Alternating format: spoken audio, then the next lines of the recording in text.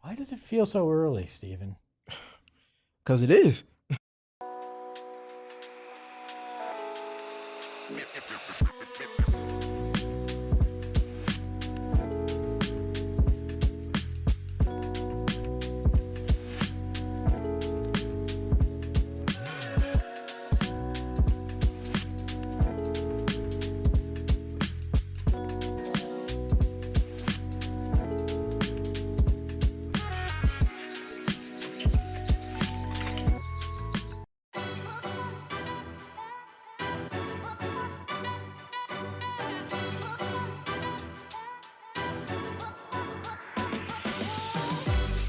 What is up, everybody? It's PHNX Suns, brought to you by our friends at Bet365. Download the Bet365 app and use the promo code PHNX365. Deposit $10 and place a bet for $5 to get $150 in bonus bets. Must be 21 and over, physically located in Arizona. If you or someone you know has a gambling problem, wants help, call 1-800-NEXT-STEP, text NEXT to 53342 or visit problemgambling.az.gov. I am Espo. He is Stephen, and the freckled Mamba is behind the Mac, the baby face, as I called him earlier. On Southwest Bias. Yeah, we're a little early today because I was selfish and I said, you know what? I got a meeting at 3:30, so we're doing the show at 2. Stephen, how are you, my friend? I'm doing great. Definitely a little earlier, so that shifts everything around some. It was definitely some adjusting, but we are here and we got some fun to talk about because we usually don't dive into the weeds on the defense and the ways that we give attention to offense. So we're going to have some fun with this. We'll get to that. We're going to talk practice. We're going to talk the bench boys. And then we're going to talk a little bit about should Mark Williams play Sunday or Monday. How's that guy doing? How are you, Ayrton? I'm doing good. I said this on Southwest Bias, and it still holds true. I am a huge fan of the rain, so anytime we get rain in the valley, I am itching to go outside. It feels like back home today. It does. It does. minus the snow. Minus the snow. Yeah, minus the snow for sure, but this feels like fall weather indeed. It is beautiful. And the rain continues on Saturday, Ayrton, so you'll get a chance to enjoy that, a.k.a. I'm not letting you out of the building today, so get ready for it. By the way, Cogs, I'm going to give you a hint. 101, but it's not the freeway. As Cogs said, Derek sent him on a scavenger hunt to try to figure out where we are. Hello to Sandman, Ashley, Cogs, and the rest of the group in the chat. We're going to start at practice today. And Jordan Ott had some updates to give, and we will start with Grayson Allen. Jordan Ott said that Grayson is trending in the right direction and took part in practice today. My guess is if that quad reacts well, we might see him on Friday night against the T-Wolves. This one feels like the NFL equivalent to Wednesdays when guys are in limbo. And usually by Wednesday, it's a telltale sign of if a guy, how much they believe a guy might be available for their upcoming game versus if they're not. Didn't practice the last handful of times. They had practice after he sustained the injury, I think, against the Pacers, if I'm not mistaken. So this is definitely a big stride in the right direction. If he comes back and he's healthy for tomorrow, it will come with perfect timing because this is where you get to the thick of that tough schedule stretch.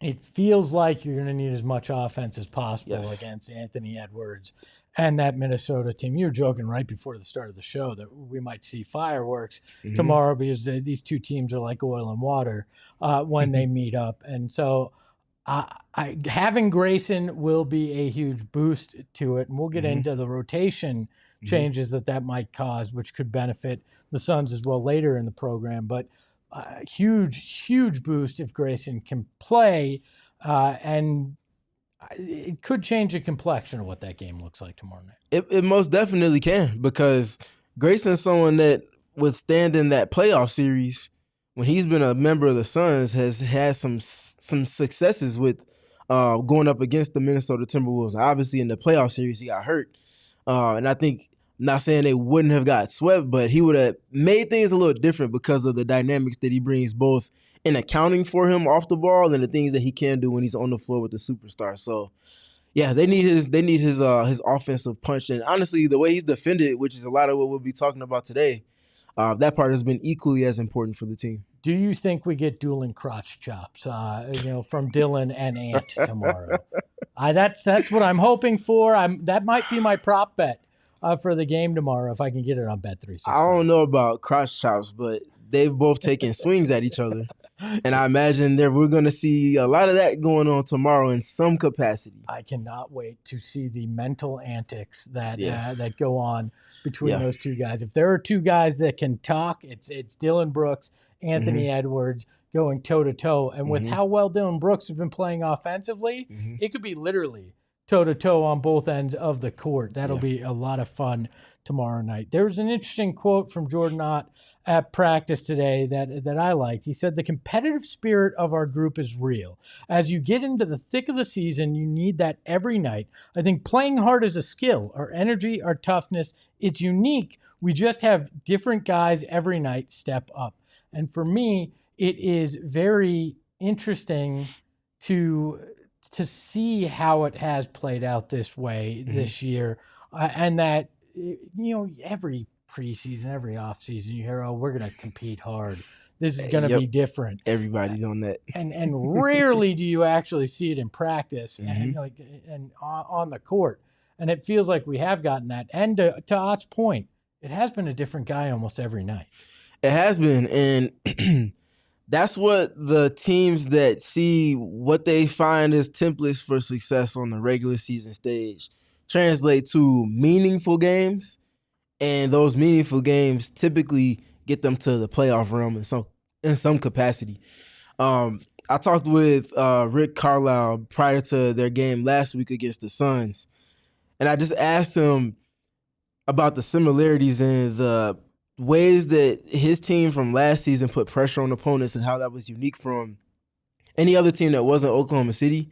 And he said, he sees similarities in how the Suns operate because it's a try-hard league now. He feels like it's been the skill part the last handful of years until they kind of spearheaded the try-hard dynamic, them in Oklahoma City.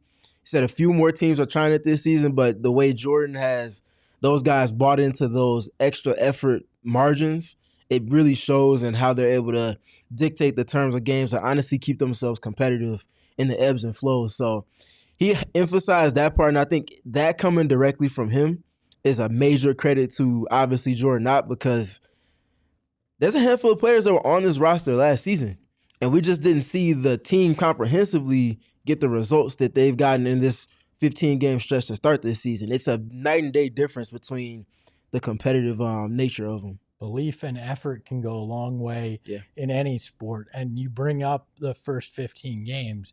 I don't know how many people realize this, but in the first 15 games last year and the first 15 games this year, they have identical records. In a season that was not supposed to be all that good, a season that most people didn't expect a lot.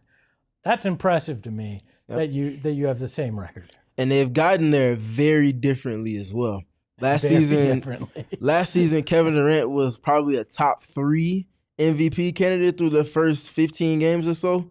It was a ton of clutch heroics of him just being who he is as a tough shot maker, tough shot taker, and being that guy that steps up in meaningful moments on the offensive end and also doing it defensively. But it was just him on the defensive end. Last season on offense, Book got out to a slow start, but he was doing things to help bridge that gap outside of KD.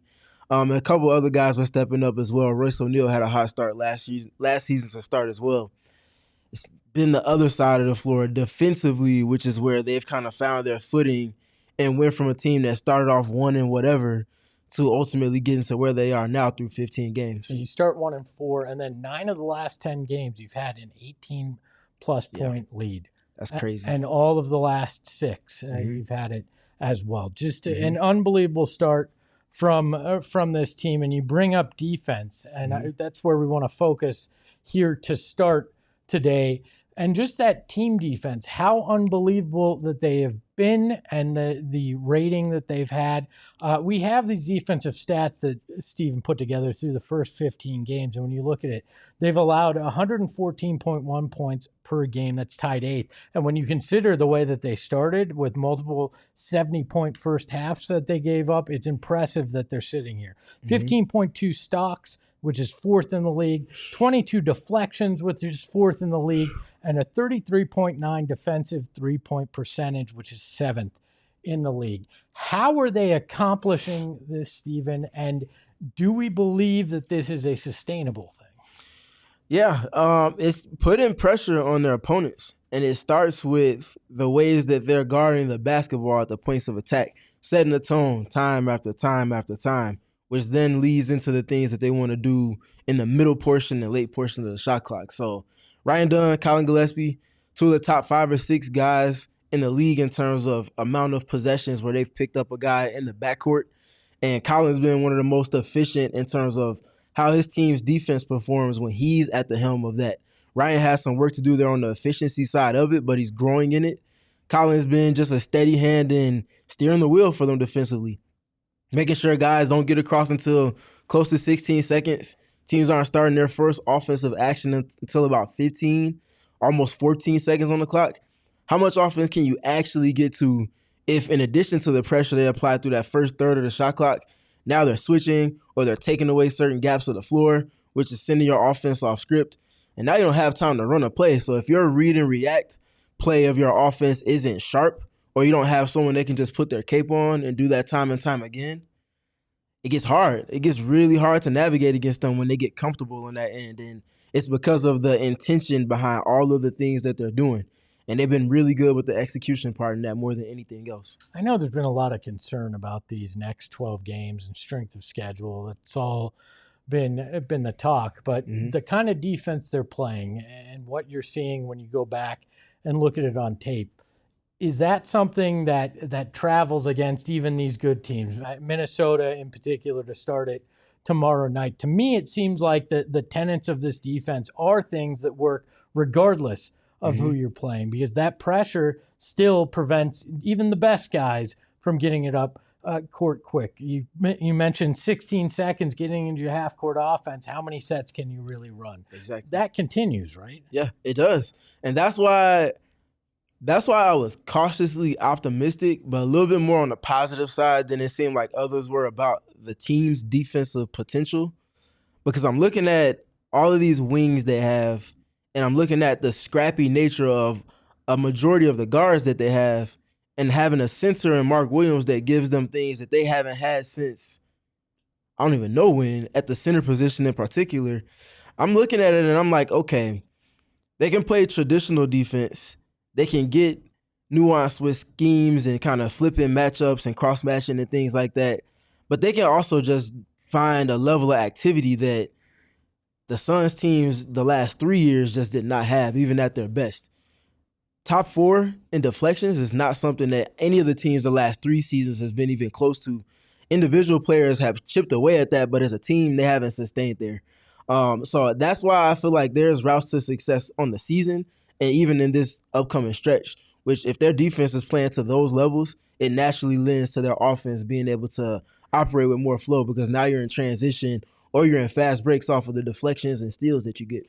The deflections seem like an effort thing too, and a communication thing. These guys know where they're supposed to be. They're trying to get in those passing lanes, and they know they can trust their teammates to rotate in a way that if they take a chance, it's not going to cost them. Yeah, exactly. And like, there's that part, which is a very, very good point that you're bringing up. The other one, or the other two for me, for one, they're third in switch rate, switching 35% of the pick and rolls. A lot of that is also naturally because he's been in the main rotation. Nick Richards has been viable in doing so the last handful of games. He's been a little bit better. And the big one for me, literally and figuratively, is Mark Williams. It shocked me how good he's been at it, because that wasn't exactly something we were sold on when he came here. Yeah, we didn't, because we saw Charlotte attempt to do things with them defensively. They were good in process, but the execution part wasn't the best. That wasn't solely because of him. I feel like it was more so one piece can't rise above the tide defensively to that extent from that position when he's out on the perimeter that often. So I was, again, cautiously optimistic, because I'm like, okay, if he's doing some of those same things schematically that he saw abbreviated success with in Charlotte, and the Suns have better coaching and better defenders around him to do those things, how much better does he look defensively because of the things in the ecosystem surrounding him? 15 games has only been that, but I feel like we've seen him look like night and day in terms of his impact defensively. Tons of deflections, the ability to switch and not commit fouls. Rarely does he get beat off the dribble, and if he is getting beat, he's sending someone in to help, which then keeps their shell intact, or he's just outright getting a stop, getting up a good contest on any of these guards that he's switching onto, and he's helping them put pressure on opponents after everything that they did to kind of set the tone for those possessions. I'm impressed with his ability to funnel the guy elsewhere, because you'd assume when he would switch and be up there, you would have a glaring hole protecting the rim. But the way he's able to funnel guys based on their scheme, that's not just something that magically happens. That's just very strategic thing. And then the other defender knowing where to be and how to be there once he's funneled there. I think those are the things that impressed me the most. It's scheme, but then it's the execution of said scheme, because you have the greatest coach in the world drop the greatest way to play defense, and if your team's not bought in, it's not going to matter. Team defense can hide a lot of individual defensive flaws. It absolutely can. And I think that's the part that they're understanding more than anything for me. You talk about them being able to do a lot of different things, and also mentioned it as well. Sometimes they switch up the scheme at times for matchup purposes, but also over the course of a game. We tried this. It didn't work to the extent we want to, or maybe Jordan Ott wants to spark something in terms of energy out of them, so he ups the activity levels and kind of switches up the scheme, and they respond. And it's the buy-in from him, trusting what he's doing, and them just simply doing what they need to do better in tandem with whatever the scheme switch is. It's been really good. And then in tandem with the switching part, the other one for me is that they're sixth in terms of their pickup distance on average. They're at 47.8%. So what is pickup distance? So how far away from the basket you're defending. Gotcha. So they're picking up guys, like we mentioned, top third of the league, or top three in terms of picked up in the backcourt. And now if you're looking at the distance away from the basket, number 6, that's a lot of Colin, a lot of Ryan, a little bit of Dillon mixed in there, a little bit of Devin mixed in there, a little bit of Grayson mixed in there, a little Royce too. They've been really good with those things. Obviously, Jordan Goodwin as well, who we'll get to a little bit later. But this is just a scrappy nature. You're a little bit more involved when you're not just sitting back waiting for the offense to come to you. And you know that not only is the person on the ball, they have to be on their P's and Q's because they're directly involved. Everybody else has to be on alert too, because inevitably, if you're picking up from that far away from the basket, let's say it's Ja Morant or it might be Anthony Edwards, somebody's going to get blown by every once in a while. It's just the nature of that scheme. If you're not paying attention defensively and help, you have to be able to help out for them. If you're not there and they just get a straight line to the basket, what good is your pressure if you're not able to cover up for mistakes? And I think that's something they've done well. It certainly feels like their mindset is nothing easy. And that can create a lot of problems. And it feels like they have an identity now. And Oso Ighodaro spoke about that today at practice when he said, I feel like that's the biggest difference between this year and last year, is that we have an identity. We know what we're doing. Like, we might change something scheme-wise from game to game, but we are sticking to our identity for the most part. And everything that you talked about, I think, is exactly what they're sticking to in regards to that and approaching that. But it wasn't just him that talked about it. Jordan Goodwin the other day talked about the scrappy factor that the reserve unit brings that's been so important to that mindset. That's just our motto that J.O. put in since training camp. That's the type of, we going to play like this the whole game, no matter up 40 down, 40 tie game. We're going to go out there and leave it all out there. How important has that mindset been in actually having that identity now? It's big time. And like I mentioned it with Colin, you have identifying talent as one piece of coaching and assembling a roster. The other part is figuring out, okay, what's our team's identity? What's the identity we desire to play to? What are the routes to success in that? And what guys can we bring in that are going to align with that so that we can not sway too far away from it? We caught him off guard. We caught him off guard on that one. And to that point, though, you look at the Suns starting lineup, assume health for everybody. You have Dillon Brooks in that starting lineup, and you have Mark Williams. Mark Williams doesn't get enough credit for his scrappy nature. Doesn't get seen as much because he's not like a high-volume shot blocker. A lot of that is because the Suns have been good at controlling at the point of attack, so guys aren't just driving to the basket like they were in seasons past.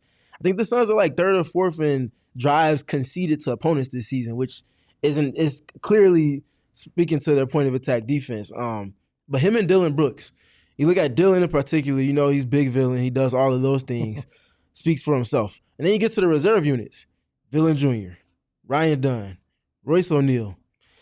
All of these other guys, Nigel Hayes-Davis when he's in there. Nick Richards has it a little bit. He definitely plays with force. Sometimes he does it too much, but you would rather that than having to ask for him to do it more. You have all these guys that are playing to that specific style that you need, and it's not really too much loss when you're getting into your lineups. Yeah, and I think the threat of Nick Richards, of Mark Williams blocking shots has had an impact as well. You brought up the bench guys and how they've performed. We're going to get into that and their impact on this team right after this. Telling you about our friends at Pure Edibles. They were founded in Arizona and they're available in 130 dispensaries statewide. So if you're looking for the best, you can get it across the valley. And right now, Pure has created a partnership here with Noble Dispensary from Flagstaff, Arizona, which is the home of Pure Edibles. And they are making some great stuff when it comes to that. Now, their gummies are not covered in sugar like their competitors. So somebody that is diabetically challenged, that's what I'll call myself right now, Stephen, we can participate in these. Pure is a full-fledged candy company offering gummies, Kicks, which is their version of Starbucks, Chews, which is soft candies like caramel, and hard candies. Pure's effects are clearly listed on the tin. So if you're not, familiar with cannabis, you don't know what different strains are gonna do to you, they make it easy. It says it right there on the tin, so you know what effect you're gonna get, and that's important. Pure offers gummies for sleep support as well as candies with uplifting effects derived with unique cannabinoids. I always mess up that word, such as CBN, CBG, CBD with marijuana-derived THC. So go find yourself some Pure edible products from one of the over 130 dispensaries across Arizona today. I'm telling you about Arizona Lottery. The holiday season is here, and I love it because my birthday, and then we got Christmas. Thanksgiving's mixed in there as well. And if you're looking for the perfect gift, the Arizona Lottery has it for you, because holiday scratcher tickets from the Arizona Lottery are your chance to fill your stocking with cash. Not just candy, you get cash this holiday season. There are 6 different festive scratchers for you to choose from, including Cash Countdown, which has prizes up to $250,000. That'd be nice this holiday season. Definitely would be. And Candy Cane Cash, which smells like peppermint. So, Stephen, if you forget your cologne, but you have one of those, you can smell like peppermint. I love peppermint. Melissa can attest to that. Don't we all? Plus, you can dash to instant prizes with holiday fast play tickets. So play and gift today with the Arizona Lottery. And then want to remind you that the Territorial Cup's coming up, and thanks to our friends at Captain Morgan, you can join the PHNX Sun Devils crew for a live post-game show at Loco Patron on Mill Avenue. Following this year's Territorial Cup, that's November 28th, if you didn't know, Totri, Eric, and Shane will be hosting a live post-game show following the game. Join them approximately 30 minutes after the final whistle for a special opportunity to witness your favorite Sun Devil show in person. So if you love watching Eric and you want to see him in person, why not? And Melissa says, Stephen never leaves the cologne. Never leaves without cologne either. So good to know. You always smell good. I've noticed it here, but I'm glad it's not just for Eric and I. And No. Y'all are special, but y'all not that special now. Well, good to know. I'm glad Melissa reaps the benefits of it as well. And so does everybody out at the, I was going to call it the Footprint Center, but we know it's the morgue. The big morgue, yeah. Let's talk about the other guys getting the job done. We mentioned it before the break, but talking about the bench players. They have really helped, not just defensively, but offensively. But Colin Gillespie is a guy I want to focus on here first. How important has he been to that defense that you're talking about overall? Yeah, Colin, I mean, we start to run out of adjectives for how consistent he is at the things that he does for this team on the defensive end, even more so, because he just understands his role. It can get a little nuanced when you're looking at the ways in which they go about doing things with him at the helm, but in the most simple form of it, he's picking up the guys on the other side of half court, not always going for steals unless he sees an opportunity, which in wear down effect because he's doing it for all 25 minutes of the game that he's in.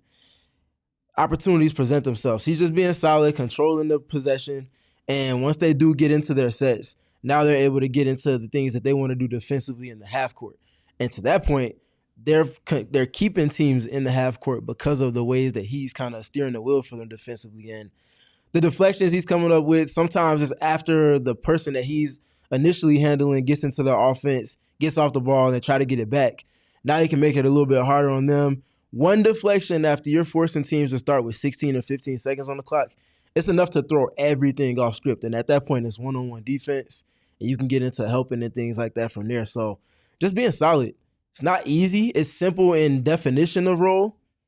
But if it was that easy, everybody would do it. And there's a reason why there's only a handful of guys that are that positive to the extent that he is in defending full court to that extent like that. Yeah, I mean, everything's simple in description. In practice, Yes. it's much different. And I think we heard for the last 3 years, the Suns need a point guard, the Suns need a point guard, the Suns need a point guard.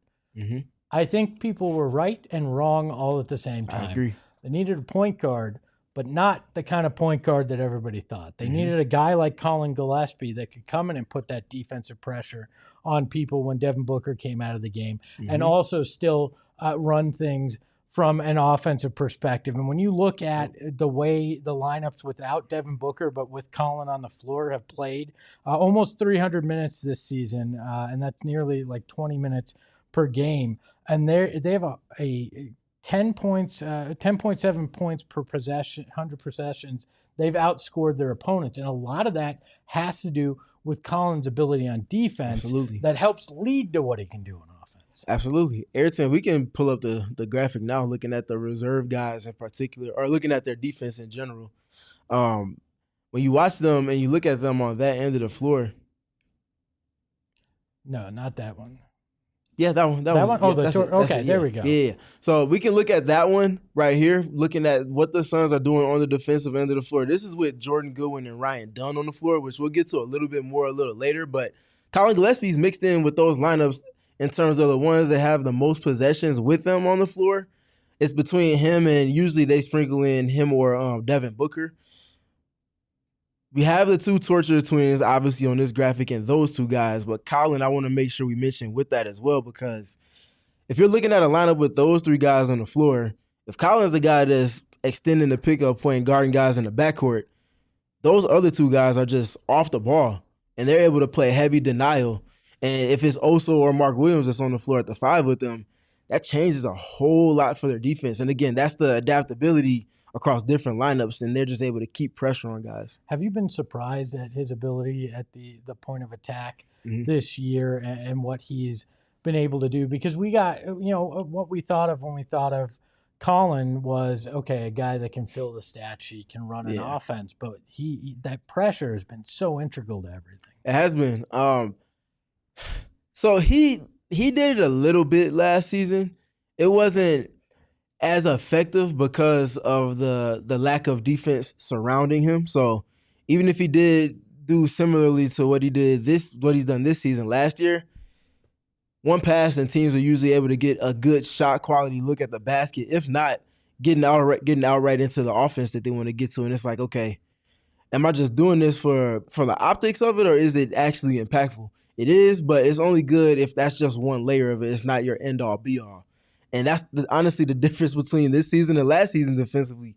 You didn't have a Ryan Dunn in addition to a Royce O'Neal with a Dillon Brooks that kind of shifts all of that. And behind all of them is Mark Williams at times. Last season's roster just didn't have that, so it just didn't hit the same. And I think that's a big difference in last season versus this year. Yeah, and you got to love just his mentality and going out there. And what he's also been able to bring on that offensive end as well. He stabilizes things as Book goes out, and I think it's helped that bench unit look as good as it has and be able to kind of stretch some of those leads. In particular, you look at what they were able to do for Devin the other night. He comes out with about 2 minutes left. He never has to come back in that game. It was a great thing. But can Colin sustain this, primarily on the defensive end this season? What is it that you've seen that makes you believe this isn't just, hey, it's the first 15 games and this is nice? No, that this is Colin Gillespie. Yeah, I think it's the way he's being coached. I talked about it a little bit with Devin and with Jalen in particular in terms of what Jordan Ott would challenge them to not necessarily do differently, but lean into more because they're widely effective and skilled offensive players. But how can you get more out of them? With Devin, I felt like it was going to be taking more pull-up threes, and with Jalen is making quicker decisions as the game slows down for him. With Colin, I think it's been just simply being more aggressive. Jordan mentioned maybe after the first or second game that Colin was playing well, but he felt like he was passing up too many shots. And he said for them to be the best version of themselves when Devin's not on the floor and potentially Jalen isn't on the floor, he's got to be that guy that's a pressure point for their offense, because once the defense starts to react to the things that he's doing, now you're still getting, maybe not to the same extent, but those closeouts that Royce O'Neal and Grayson are two of the best in the league at attacking off of. That's what you want. Go get a paint touch, put some pressure on them, make them overreact, and then allow for the guys to play after you kind of tilted the defense. And he's been much better with that and just generally controlling the pace of play for them since. I will be fascinated to see what they're able to do when Jalen's back on the court with him too, because that's going to take so much pressure off of 100%. Colin. He's going to be able to do even more, I think, on that front. But how much do you think Dillon has helped unlock Colin, in terms of that aggressiveness? Because if there's a guy that's aggressive, it's Dillon Brooks, and he's obviously taken Colin under his wing a little bit. Yeah, I think honestly, it's just mindset with Dillon. First of all, being approachable in the whole villain mystique. Yeah. And saying, okay, we watched you go up against us last season when Dillon was in Houston, obviously, and then watched from a distance and saw some of the impact that you had. You're clearly not someone that likes to keep his sleeves rolled down and last button all the way up to the collar. No, you want to let loose and kind of get a little scrappy, roll your sleeves up, get your fists a little dirty at times, and just get into the mix. And he's like, okay, the fact that you're approaching me to have this conversation says everything, because that's not something that you just kind of stumble into. You have to want it, accept it, and then wear it. And those qualities have been worn. And I feel like, again, he's setting such great tones on both ends of the floor when he's on the court for them because of those things kind of bestowed upon him from Dillon. One of the guys that I think has fairly and unfairly taken a lot of heat this year is Oso Ighodaro. Yes. Now, there are some bright spots in terms of what he's brought. What has been the thing that's caught your eye the most when it comes to that for Oso? For me, it sounds like very, very basic, but I was saying this when Eric was questioning how I felt like I could see him find success in ways that he maybe hadn't seen it shown through the first 7 or 8 games or 9 games of the season. And I mean, I emphasized it was just the lineups that he's being used in and the ways in which he's being featured within those lineups. So defensively, you know what it is, his ability to switch and guard in space and play with activity, cause deflections and things like that. That part has never really been an issue for me. I think they've done a better job of, again, the lineups he's being used in, which naturally, if he's switching and he's on the court with a Royce or a Dillon in tandem with Ryan Dunn and Jordan Goodwin on the floor, that's a lot of defense. Colin Gillespie's mixed in there as well. That's a lot of defense around, to where if he's switching, you're covered on the back end because those guys are aware of how they have to defend with him on the floor, which naturally allows for him to do what he does best. And now you look at the offensive end, and I feel like that's where it's shined through a little bit more. The double big lineups in a literal sense with him and Nick Richards wasn't really working. So now it's not the same, but you swap in Jordan Goodwin for Nick Richards, you still have a proverbial double big lineup on the offensive end because of how teams typically guard Jordan Goodwin. You're able to make that work because he's knocking down his threes at almost close to 40% clip, which we'll get to him in a little bit. But on the defensive end, he's able to guard bigger guys, partly because he has bigger wings on the floor, usually Ryan Dunn and one of Royce or Dillon Brooks, that can kind of take on those bigger matchups to help him out. But he's also able to just go and box guys out and just be scrappy and guard up. We saw him guarding Victor Wembanyama. We saw him guarding Lauri Markkanen and doing a good job, not having to need help because he can just stay solid and contest the ball. So that part of them tweaking the lineups that Oso's being used in and having more toughness around him And then on the offensive end, he can just play with the ball in his hands a little bit more and guys are knocking down shots. I think that simplification of role has done him a great solid so far. So, I mean, really, that goes to Jordan Ott and his willingness to adjust, watch film, and see where these weaknesses are, right? That's what the first quarter of the season is all about. Some teams learn a little bit more about themselves quicker than others, and it shows in the standings. And then other teams find out a little bit later, while other teams can't adjust to teams adjusting to what they've shown in the first quarter.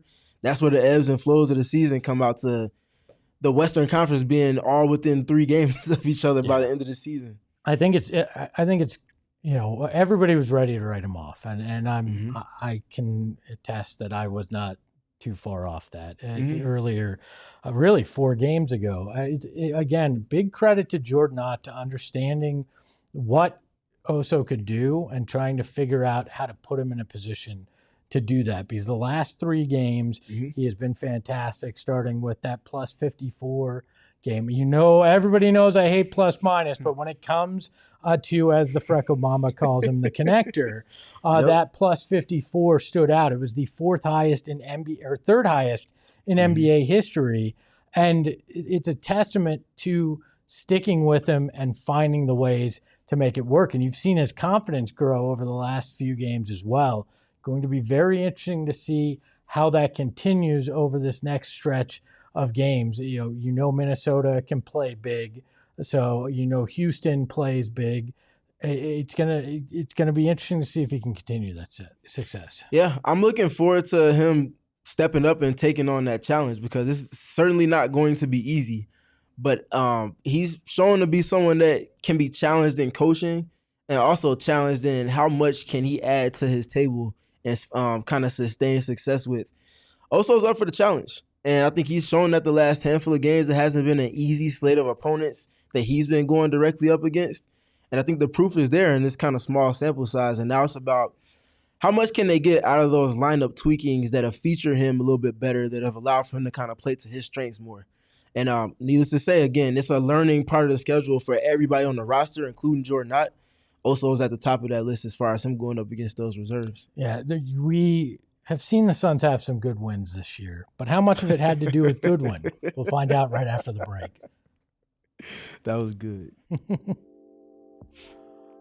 Gila River Resorts and Casinos. When Melissa comes back out, do you want to treat her to something nice? Yeah, of course. How about I get you a stay at a Wild Horse Pass Resort and Casino, because there's no better place to enjoy the beautiful weather out here than out there at their resort. And you can also visit one of their other locations as well, Lone Butte, Vequiva, or Santan Mountain, because their gaming floors are unbelievable. 4,500 slots and live table games. Plus, they have the best sports books in all of Arizona, and dare I say, all of the desert. And yeah, I'm including that that whole place north of here that they call Sin City. You're gonna have a better time out there at Gila River Resorts and Casinos. And if you want to take Melissa a nice meal too, I can hook you up there, because they've got amazing dining options from upscale to approachable, casual to classy, from bar to bar none.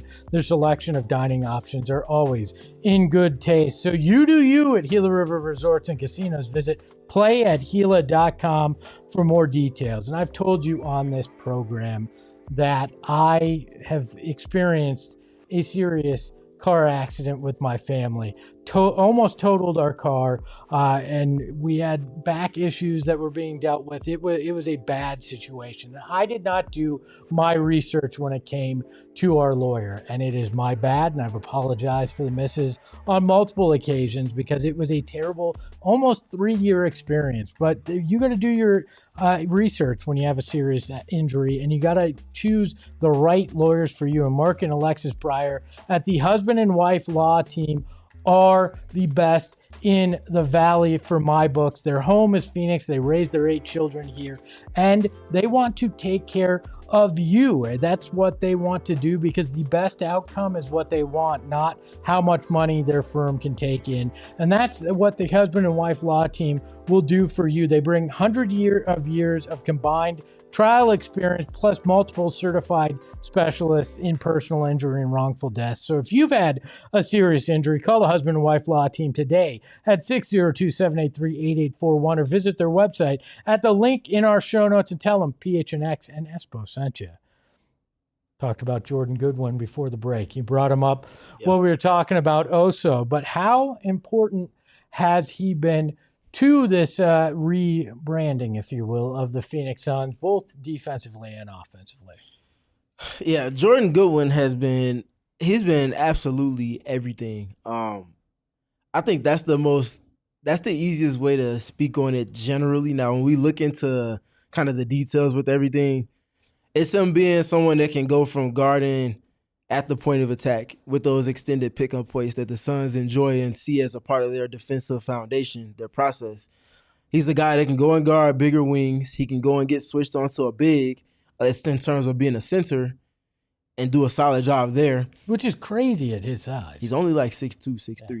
So he's not the biggest in terms of height, but the heart part is something I know is people always say heart over height, but it's literally worn as a quality for Goody. Solid base too. Doesn't hurt. Like that doesn't hurt at all. Yeah, that was always I always loved guarding bigger guys because I had that solid base, even though I had the point guard frame. Not that I get it at a level that Jordan Goodwin obviously is, but I think that's a big part of it too. And he's smart with his approach to it, which is huge. When you're giving up the height, if you're smart, you actually have some leverage being smaller to kind of deflect balls that way too.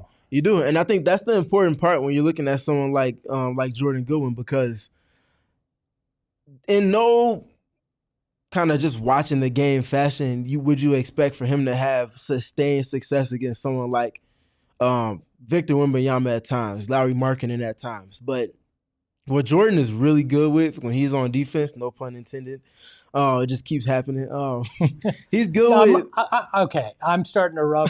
I'm transferring the puns to you. Unfortunately, it's like a freestyle almost. But no, seriously, when you're looking at Jordan on defense with these bigger guys, you want to watch for the intentional efforts that he plays within the post. So if he knows that someone's going to try to poke at that mismatch, which they should, the ball's coming there.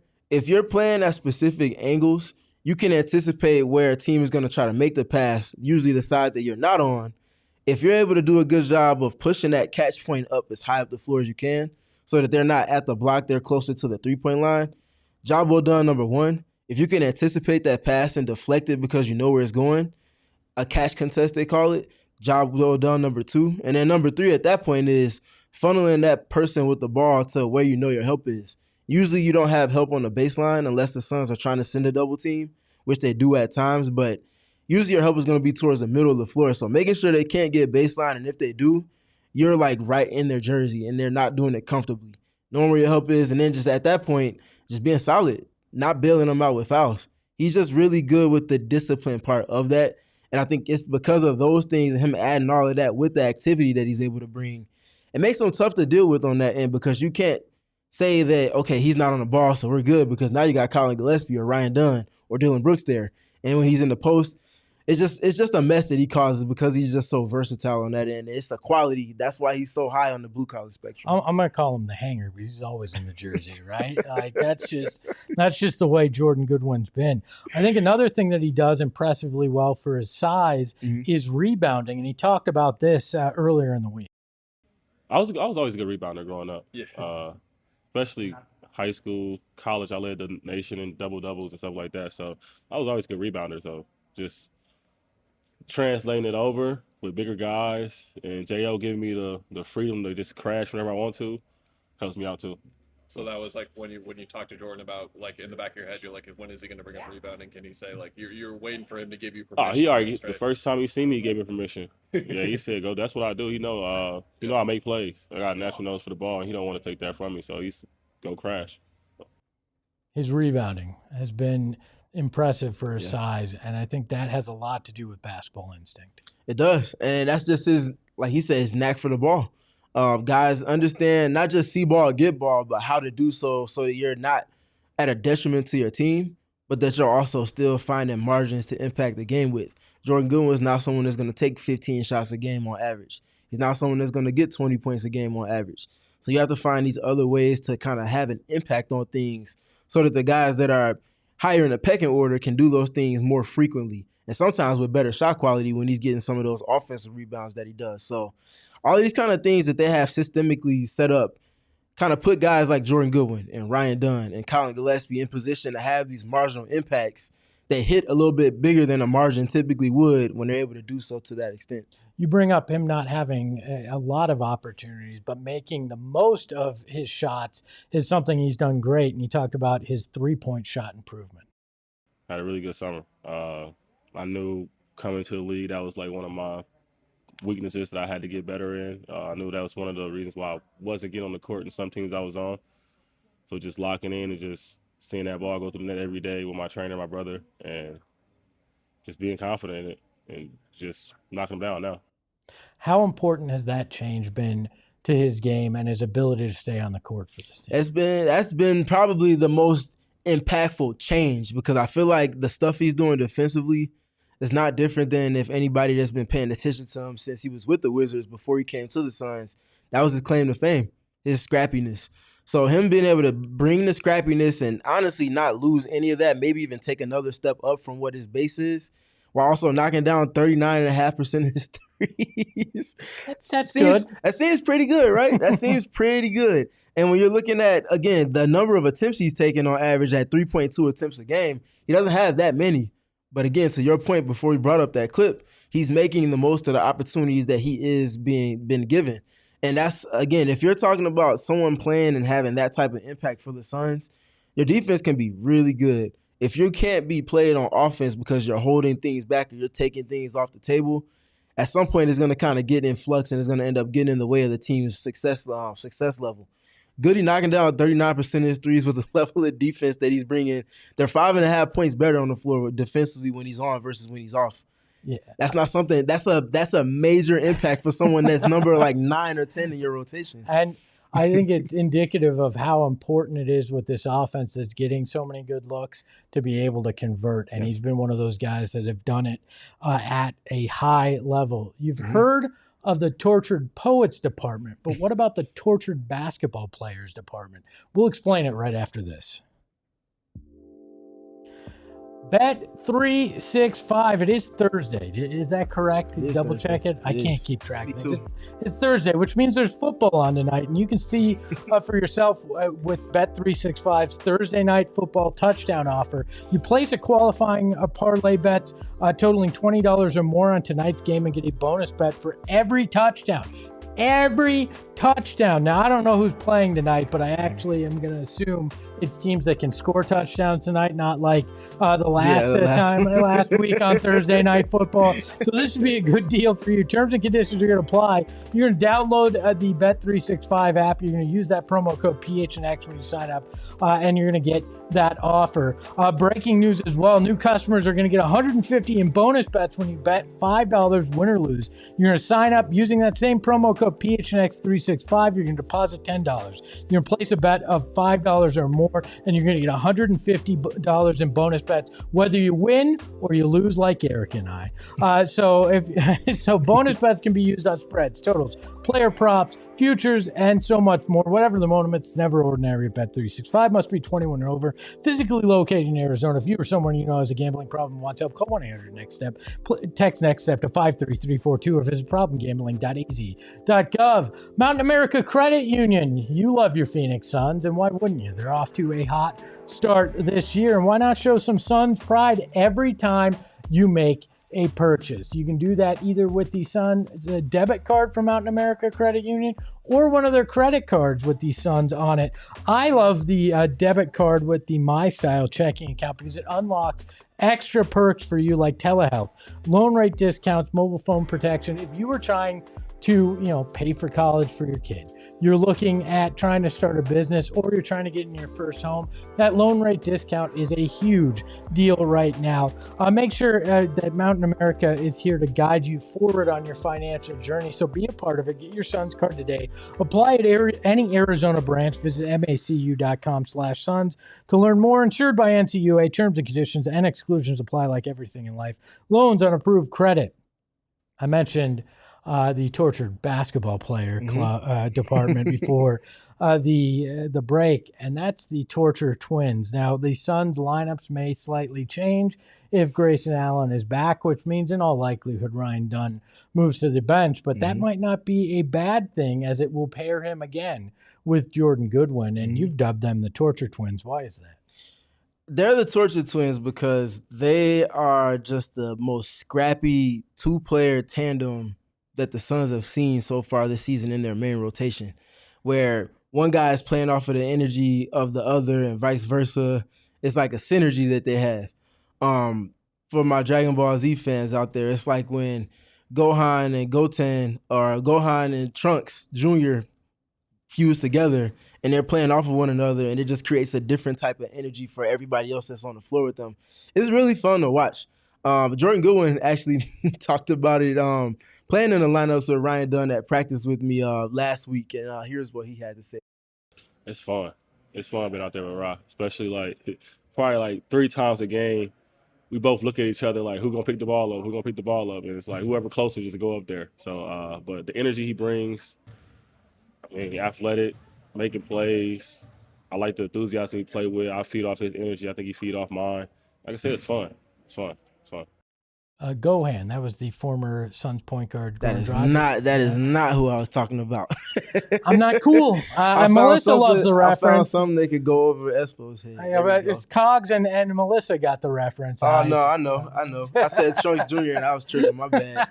But yes, you understood where I was getting at. Hello, relax. But what are these lineups? What has it meant to this team, and how they have worked so well together, and what dynamic does it give them now that Ryan Dunn will likely go back to the bench when Grayson's in there? Yeah, it changes a lot because I think you can still get into, even with their present construct, you can still get into those lineups just in a secondary fashion. I think we usually see them to start second quarters and like to start fourth quarters at times or late in the third quarters. But naturally, when Ryan's a true reserve again, that puts them in position to lean into that even more potentially. And you put that in tandem with the things we talked about and those lineups getting more out of Colin being aggressive offensively while getting the goods from him defensively, and then obviously with Oso in the lineup with him as well.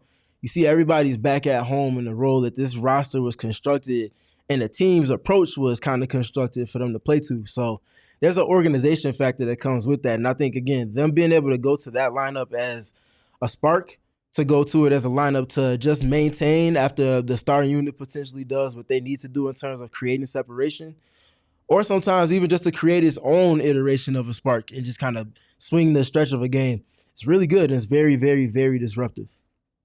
Do you think this defense could actually get better with do. Ryan Dunn and Jordan Goodwin being paired more? I do, because I think it's the pairing of them with Oso, but also being able to swap out Oso with Mark Williams at times when it's his turn back in the rotation. It just doesn't stop. It just takes on a different form. That's the good of the team.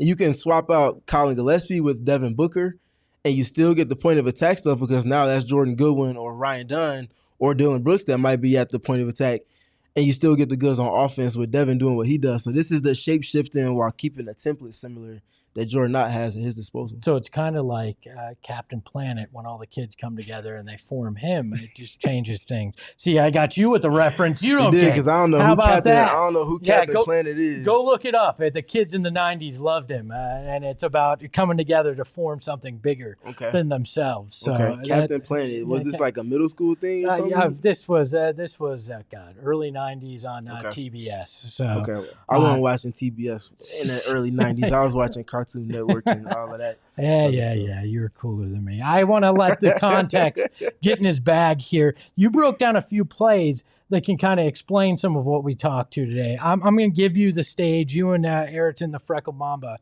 take it away. Yeah, so this first one we're going to be looking at, and just a quick one on defense. So this is at the end of the shot clock. I want to have y'all look first at the shot clock itself. This shot is going up with zeros on the clock. That means that they've done their job and then some defensively. Jordan Goodwin boxing out a center underneath the basket. That's what you want to see. All of the Suns are inside of their offensive matchups, and they all have the advantage in terms of angle to go for the offense or for the defensive rebound. Stemming from them being able to switch, again, you look at the shot clock again, it's 0 seconds on the clock. Jordan Goodwin boxing out a center. That's a still frame that I'm sure they showed in film of what they want to see on a possession-by-possession basis when you have this torture twin lineup on the floor with Colin Gillespie and Royce O'Neal and Oso Ighodaro. So very good from them on this possession. This was one where they switched about 3 or 4 separate times, and they were able to all just stay solid and do a good job ultimately until the shot went up and then get up a great box out.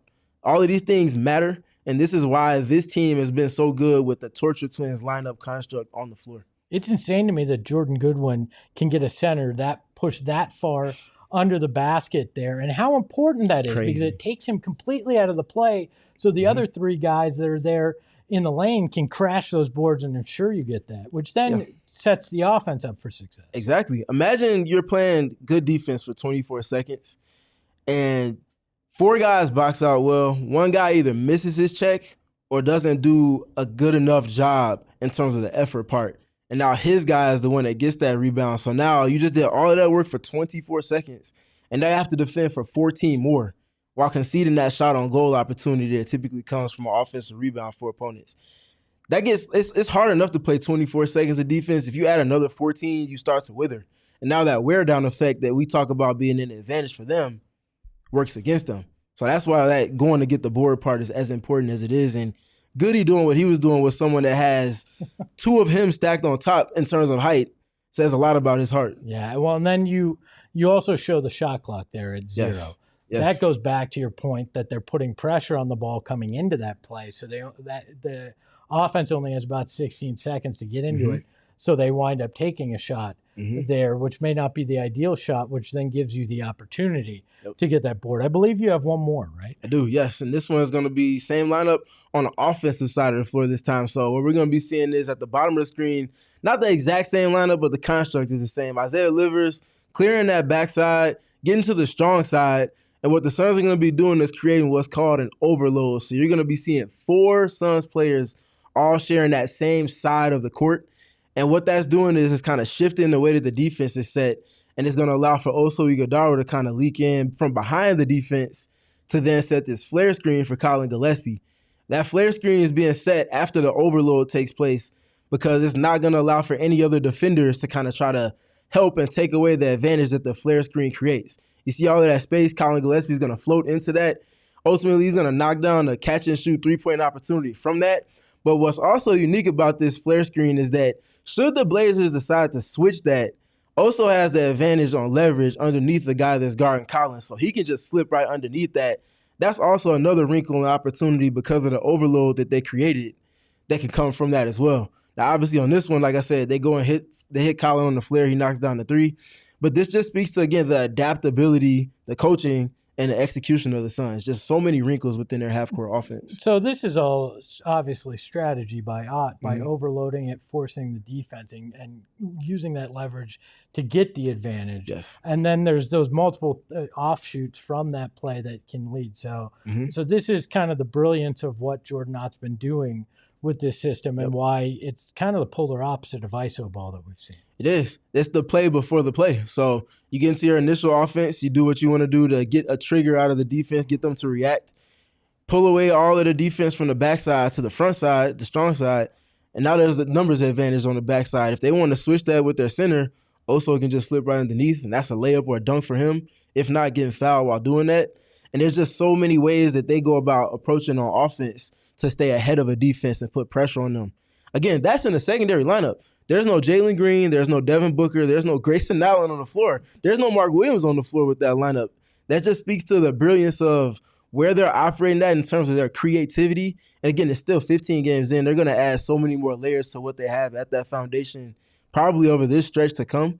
But again, this is just a little bit of what they've been doing lately and why they've been so good with that particular reserve unit on the floor. And that's why I call him the context, because he provides the context of what's going on. We got one more thing we want to get to before we get out of here today. There was a super chat that happened to actually just go along with the final subject that we're going to talk about. So Justin Perkins says, what's the best option here? Should the Suns rest Williams versus the Spurs to play against the Rockets, or vice versa? Can we beat the Spurs without him with no Wemby? I'll let you. I have an opinion on this, but I want to hear yours first, Stephen. So I would rather if there's a way for them to thread the needle here, maybe give Mark 15 minutes against the Spurs.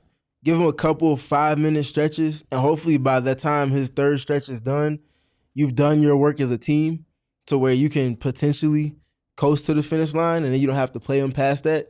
If there's a way for them to play him in a condensed fashion against the Spurs and then still play him on the second night of that back-to-back at home against the Rockets, I'm all for it. I'm going to operate in the mindset of them having to choose one or the other. It would be the latter, of course, because for one, yes, it's the Rockets. Yes, it's one of the best teams in the league, but look at who they're playing in their front court and how they feature those players. Kevin Durant's not always the 4, or sometimes not even the 3 in the lineups that they use. Size is a huge thing. They're operating on the offensive side. Houston is as the best offensive rebounding team that the league has ever seen right now in terms of offensive rebound rate. Steven Adams, Alfred Şengün, Clint Capella, like these are just a bunch of big bodies, and they throw them on the court in tandem with one another. You have to have your bigs all available and ready to rock out and against that team to do what you need to do. Well, that's going to be where the torture twins come in too, Yes. right? Because with Jordan Goodwin's ability to do that, Mhm. you might be able to get creative, which we've seen Jordan Ott do, and kind of force the issue Mhm. with a smaller lineup where maybe you get some advantages, at least in terms of foot speed on the offensive end and trying to take the break. So that's going to be interesting.